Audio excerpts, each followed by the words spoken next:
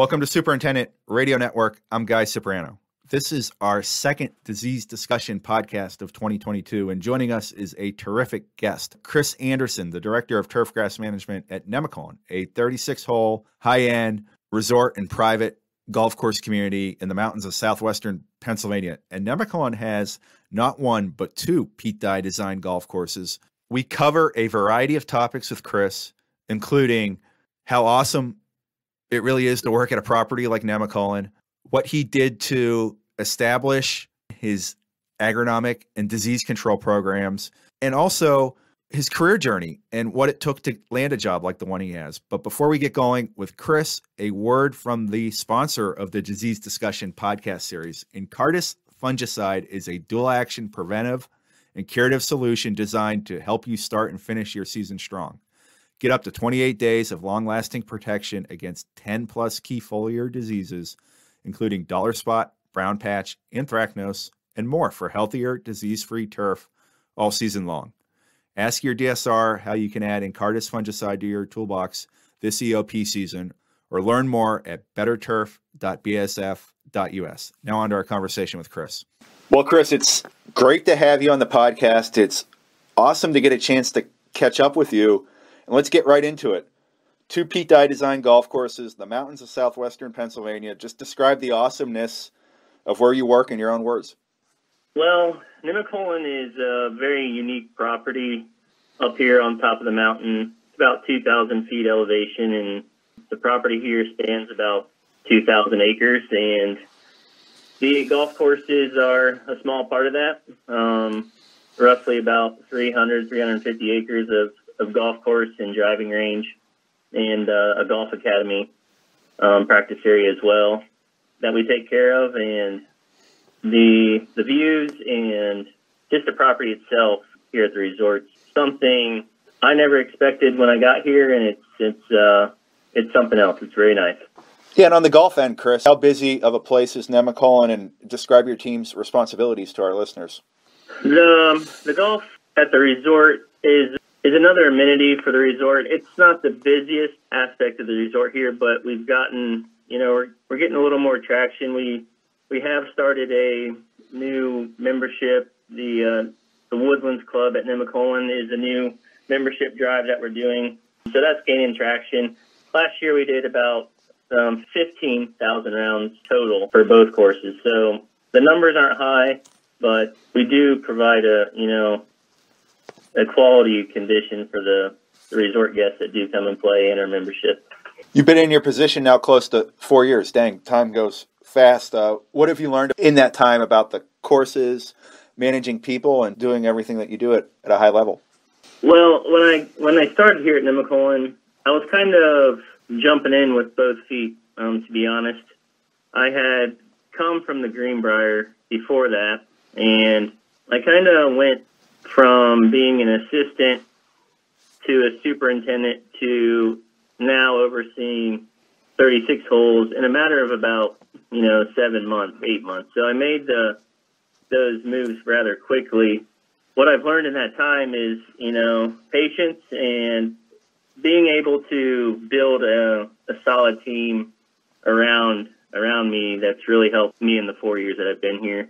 I've got a very strong group of superintendents and assistants that are some of the best that I've ever been around, and they strive to make the place better every day, and in turn makes my job a lot easier because of the passion they have for the property as well. You sort of touched on it, but this isn't the first time you've worked at a golf resort and residential community in the mountains. Tell our listeners about your career path and what led you to the position you're at now.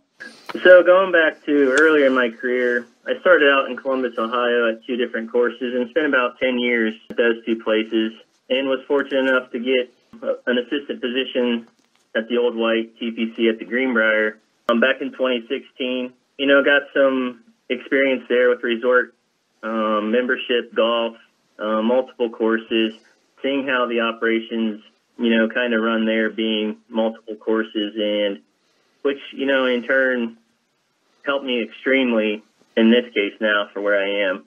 But there's a lot of similarities. The big properties, a large number of amenities, and a lot of, similarities in that way. We're a little bit smaller in the hotel sense room-wise, but we offer some things that, a lot of other places don't.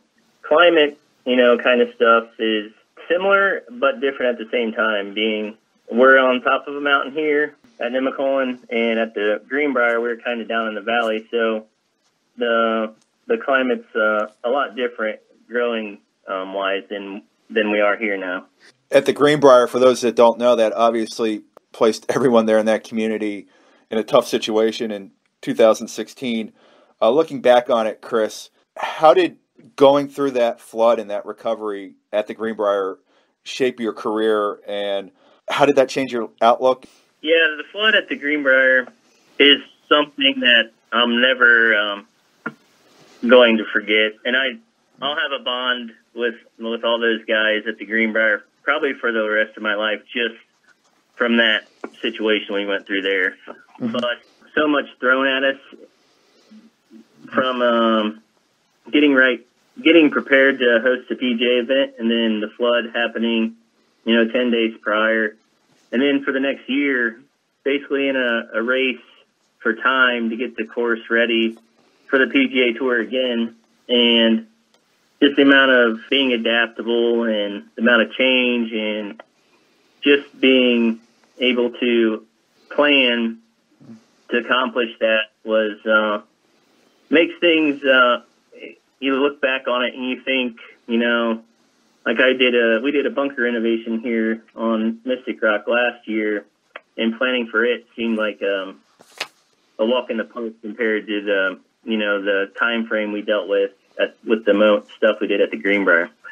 So it's really it makes things perspective-wise seem nothing is impossible here or anywhere anymore with the amount of work and the product we produced in that year's time to host that event again. Yeah. And then in 2018, you were the head superintendent at the Old White for the PGA Tour event. Then a few months later, you land at Nemacolin. When you get to Nemacolin, how do you go about building an agronomic program? What did it take to learn the land, and what you needed to do to the turf to get it to the level that you wanted it to play at? So for that first season, I came here late in the season, mm-hmm. like in August, and kind of just went with the program that they had set in place for the remainder of that year, just to see how things reacted to products and give me some time to kind of feel out what worked for me in the last remaining parts of the growing season and what changes I might want to do going into the next year. I'm a big early order person here, so I do a lot of my ordering in the early order programs from, distributors and stuff. So it gave me a little bit of time to kind of prepare and get that stuff ready going into, that following season. Mm-hmm. And basically here at year 4 now, I feel like we've got the meat and potatoes of our program pretty much dialed in with fertility, growth regulators, like fertilizer programs, things like that.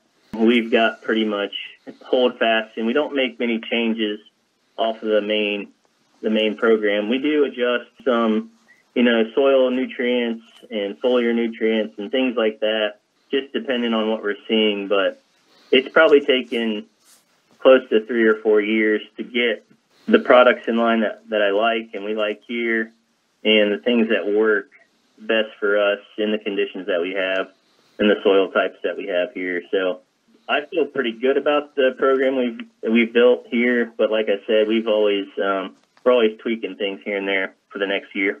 Yeah, and 2018 was really the first time that you went through an early order program, right? As the director, that head person. How did you handle it then? Who'd you turn to for help, and how much easier does it get each year now when you're making those decisions?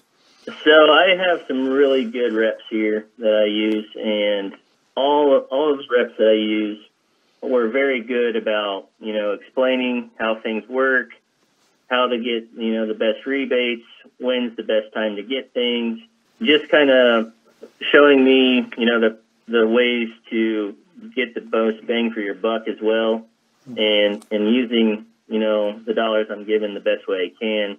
So, talking with all my distributor reps and chemical reps from this area, they really helped me out, and I relied on my old boss, Kelly Shoemate from the Greenbrier, a lot as well, to help me kind of build my program out and throwing ideas off of each other on what's best and what might work and what maybe to stray away from, things like that. But, I relied a lot on outside resources that first year, and I still do when I do that stuff. But talking with as many guys as I can about, that process really helped out.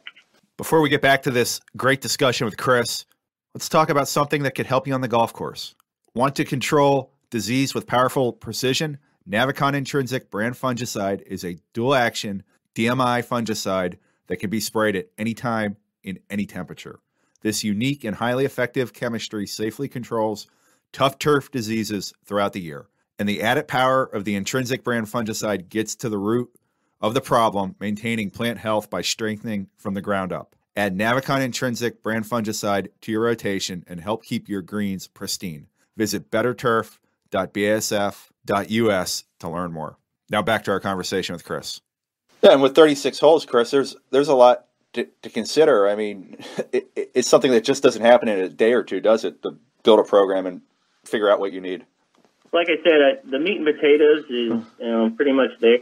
So I don't stray away too much from my main things, but that initial program build, was close to probably 3 weeks a month to get, things, the amounts of chemical we need, the timings for the deliveries, like things like that, all squared away, the pricing, making sure everything's good that way. Because I actually order in early order for the entire season. So I have every app laid out from the beginning to the end of the season for greens, approaches, like all bentgrass surfaces that I order for. So I like doing it that way. Kind of takes a little bit of, that later work about having to worry about ordering things in season and, at the time worrying about if we're going to be able to get them or not. So I like to just get it all out of the way in early order so I don't have to really worry about it too much in season. And then if we need to make any changes or if I need to get something in season, it's a lot easier on us that way. I would say it's a little stressful for about 3 weeks, but after that, it takes a lot of the pressure off worrying about the rest of the year. Chris, do you manage Mystic Rock and Shepherd's Rock the same? They're courses that were built in different decades, or are there different microclimates and different turf varieties throughout the two golf courses? So we do have different turf varieties.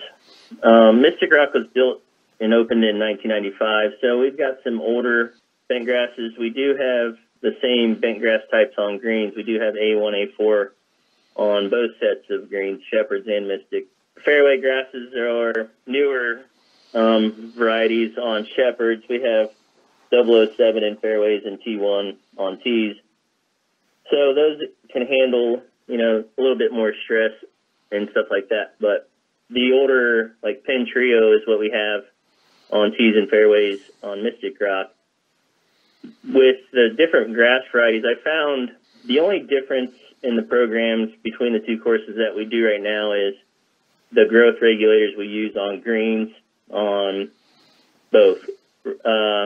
Mystic has a little bit more POA mixed in with those greens, being close to 30 years old now. So we maintain those a little bit different. I've decided that we're just going to maintain the POA that we have in them and grow them the way they are. Shepherd's was reopened in 2017 after a big renovation. Their greens barely have any POA, so I use a lot of more PGRs that, tend to ding up the POA a lot more over there and try to keep it out as much as I can. But other than that, everything else is the exact same.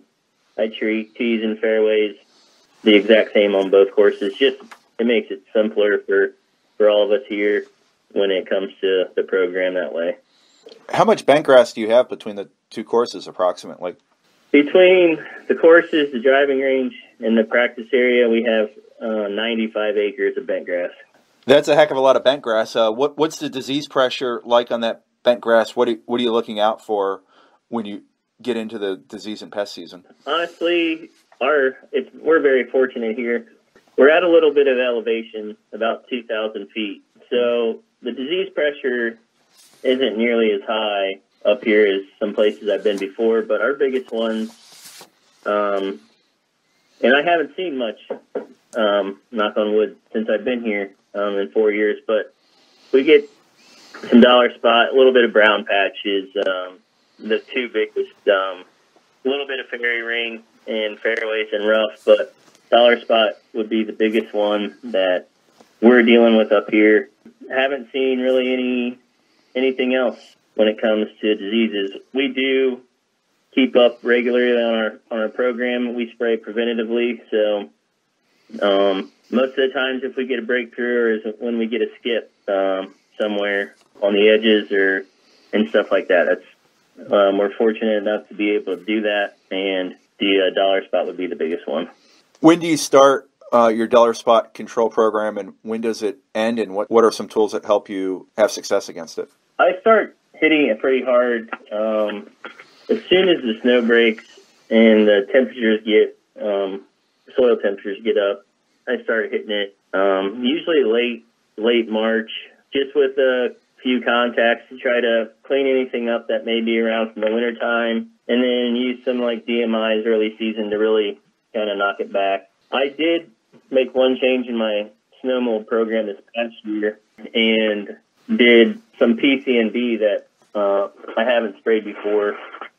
I read some good things about it, that, it was good for snow mold control and, helping to knock back a lot of that early season dollar spot pressure as well. Basically, from the beginning of the year all the way until, late October, we're spraying contacts and things that control dollar spot throughout the entire season. Yeah, I'm glad you brought up the late October. I mean, how much later into the year is dollar spot becoming a concern in an environment like yours?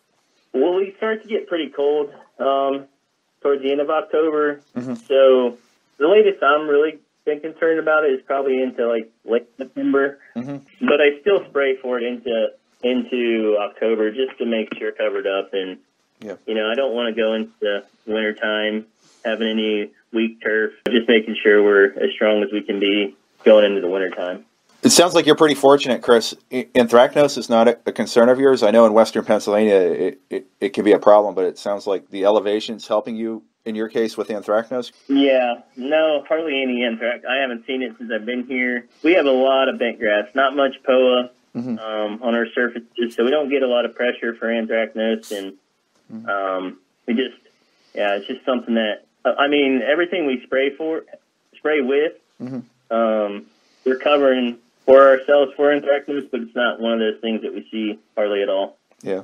There have been a lot of new disease control tools to come out in the market in the last 4 years. It seems like every year I'm writing about a half dozen of them. Where do you go to learn about them, and how important is it to stay open-minded towards some of the solutions that are coming out? I tend to go to as many continuing education, anything that distributors are having to show off new products, or talking to my reps or distributors, just and manufacturers, distributors as well, just to try to get as much knowledge about new products as they can, and just to see what's out there, because something that could come out might benefit the program longevity-wise in a spray, or it might, we might be able to spray a new combo product that's, less mixing, one less thing in the tank where we can, find a new product. Like I just sprayed, for example, Encardis is, a good dollar spot control for us, and it's got a combo now, and it's a 21-day label rate, and I'm 21 days on tees and fairways here, so we spray every 3 weeks on them, and there's a lot of good chemicals out there that have 21 days on the label now, and I try to stretch those to 21 days as much as I can, just to, save us a little bit of money and time. There's a lot of good products out there now that have 28 days on the label. I've been considering, with the climate that we have here, trying my hand at getting 28 days on some of these products, and I'm pretty confident there's a lot of products out there on the market. I'm a big BASF person when it comes to dollar spot control, and I use them heavily throughout the summertime.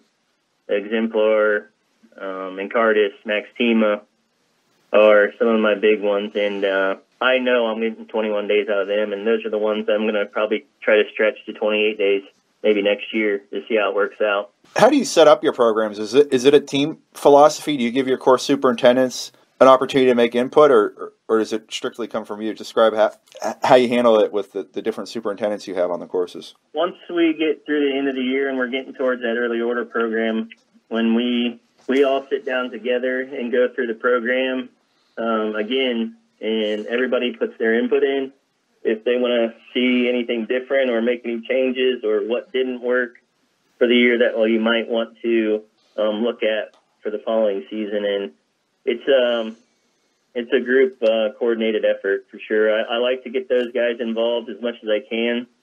That way, one day when they're in the position to make the final decision, that they've had that experience to be comfortable with it at the same time. Now, you have such an amazing perspective on so many things, Chris. I've been fortunate. I've known you for a while now. And if somebody came up to you and said, hey, I want a job like yours, I want to be a director at a multi-course facility, what advice would you give them about working at a high-end multi-course facility? Don't be scared. I made a pretty big jump in that 8 months' time, and you just don't have any hesitations, and, talk to as many people as you can about, their experiences, what to look forward to, what might come up that you haven't dealt with before. And prior to making a move for a position like this, just try to work at, courses as you're going through your career that you want to end up at. So, for me, moving to the Greenbrier, I wanted to host a PGA tournament, was one of my main goals when I went there. And I got a lot more out of that experience at the Greenbrier than I ever could imagine. But it's, set me up for this step in my career now, being going from one resort to another, and just having that background and working towards the place you want to work at, and just trying to get as much experience as possible on the way. You manage a lot of turf, a lot of people. You get to see a lot of golfers coming from a lot of different places. What's the most rewarding thing about having a role like yours, Chris? I really enjoy when my guys can see that the product is good and we're getting in the mindset and the direction that we want to continue to take the two courses here. We've made a lot of strides in the last 3 years, and I really enjoy when they take the pride and they can sit back and see that that they're doing a nice job. And when they get, in turn, when the resort guests and members write us compliments and, tell us while we're out the golf course that, that it's enjoyable for them and the courses look good for them and they play well, that's really what it's all about when it comes to the end of the day. It's tough to see it on a podcast, and if our listeners haven't been there, they may not quite realize it, but just how spectacular is the scenery at Nemacolin and around Nemacolin? And do you ever get a chance to do anything off the course in the Laurel Highlands of Pennsylvania? Yeah, the views up here on top of the mountain at the resort are pretty phenomenal. There's one place on property where you can see into 3 states at once. The views span that long into Maryland, West Virginia, and Pennsylvania, all in one spot. So the fall colors are really good here. You get a lot of low-lying fog that really makes things look cool in the morning sometime. A lot of great sunrises, sunsets. Just the surrounding area in general it's a outdoors type of place. Some great fishing. There's some great hiking nearby. Ohio Pile is a state park just down the road. They offer some really good rafting and some great restaurants and stuff down there. So it's nice to get out and enjoy the area as well. And, I've met a lot of good people here at the resort that we get to enjoy the outside as well, not just here at their property, but we do a lot of things outside of work as well. So it makes it extremely enjoyable here. Do you ever get a chance to enjoy the product that your team produces and how cool is it to be around two Pete Dye design golf courses? What strikes you about those designs if you ever do get a chance to play them? So we are fortunate here. We can play pretty much any time we want, fortunately. Mm-hmm. We also have the 9-hole associate league through the resort that is on Mondays, so associates can come out and play the golf courses as well. And it kind of, you meet a lot of different people from the resort that way, and they can come out and enjoy the courses. But, yeah, we can play when we want, just about any time. So that's a very fortunate benefit that we do have here. Pete Dye did some great work here. Mystic Rock is, that 90s Pete Dye, big bunkers. We have about 200,000 square feet of sand, so there's a lot of big, old Pete Dye bunkers and, smaller fairways than Shepherd's. But, Shepherd's is that, towards the end of his career, he kind of broadened things out. We have 40-acre fairways on Shepherd's and a lot of tiny, style bunkers, which in turn we have 139 bunkers on Shepherd. So there's a lot of differences in the two courses here, and I think that is good for the resort. It kind of gives our guests and members a little different perspective on what Pete Dye did throughout his career, kind of towards the middle and towards the end of just how he changed throughout his design career and, the types of courses he built. You have a chance to protect and preserve these incredible designs. What are the next 3 to 5 years going to be like for you and the team, Chris? So like I mentioned before, we just finished up a bunker renovation on Mystic Rock last season. I would love to touch up on some tees and get a new irrigation system put in on Mystic. Just the 30-year-old system is kind of starting to show its age, and we're really looking to become a lot more efficient on our water use. And the way the irrigation system's laid out over there isn't as efficient as that I would like it to be. So that would really help, us long term and the amount of water we use and stuff like that going forward. And also, we're really making a big push to try to get some type of event back here. We're trying to get the golf courses in the condition that we think they're ready for a bigger event. And, we used to host the 84 Lumber Classic here back in the early 2000s, and my staff and I myself would really love to get that opportunity again at some point in time here down the road. Let's hope that happens. Heck, I went to an event at Mystic Rock in the late 1990s growing up as a teenager in Western Pennsylvania. It is a tremendous tournament venue. And Chris, I can't thank you enough for taking the time to join the podcast, and congrats on everything you and the team have achieved at Nemacolin. Thank you, Guy, and I appreciate the opportunity, and I really enjoyed talking with you. We've done a lot of work together here the last 3 or 4 years, and I always enjoy talking to you, and I appreciate you having me on.